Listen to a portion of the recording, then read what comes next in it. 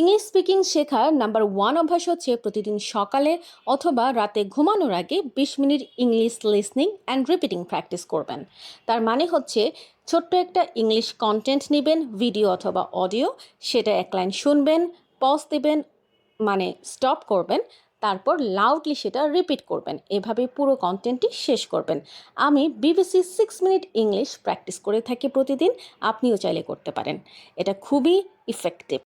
English speaking শেখার number 2 সহজ অভ্যাস হচ্ছে প্রতিদিন সকালে বা রাতে ঘুমানোর আগে 20 minute loudly English reading practice করা। ইয়েস, যে কোনো বুক হতে পারে, story book, self help book, আপনার টেক্সট বুকই হোক না কেন। জাস্ট 5 মিনিটস থেকে শুরু করবেন এবং সেটাকে 20 মিনিটসে নিয়ে যাবেন। 20 মিনিটসে স্টিক থেকে টানা 90 দিন আপনি এভাবে প্র্যাকটিস করে যাবেন লাউডলি। আপনি বুঝুন বা না বুঝুন, জাস্ট লাউডলি পড়ে যান। ইনশাল্লাহ আপনার ইমপ্রুভমেন্ট কেউ ঠেকাতে পারবে না। ইংলিশ স্পিকিং শেখার নাম্বার 3 সহজ অভ্যাস হচ্ছে প্রতিদিন সকালে অথবা রাতে ঘুমানোর আগে 20 minute basic English grammar practice করা।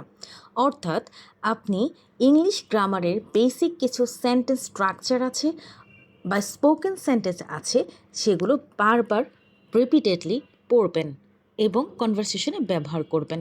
আমি বারবার সকালে অথবা রাতে ঘুমানোর আগে পড়ার কথা বলছি, কারণ হচ্ছে এই সময় পড়লে অধিক মনে থাকে, এই কারণে। ইংলিশ স্পিকিং শেখার নাম্বার 4 সহজ অভ্যাস হচ্ছে প্রতিদিন সকালে বা রাতে ঘুমানোর আগে 1 minute mirror English speaking practice করা। এটা খুবই ইফেক্টিভ। আমি করে থাকি এটা। টানা 15 দিনে আপনি এটা করে দেখুন, ডিফারেন্সটা আপনি নিজেই উপলব্ধি করতে পারবেন, বিশ্বাস করুন। এবং লেগে থাকুন। ভাষা প্র্যাকটিস করার মাধ্যমে এবং লেগে থাকার মাধ্যমে এর লেভেলটা অনুভব করা যায়।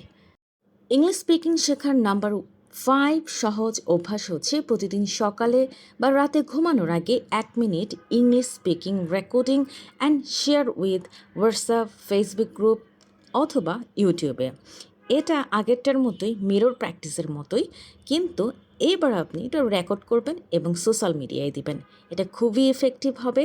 এটা নতুন ধরনের চ্যালেঞ্জ, আপনাকে নতুন মাত্রা যোগ করবে আপনার ইংলিশ লেভেলটাকে ব্রাশ আপ করতে।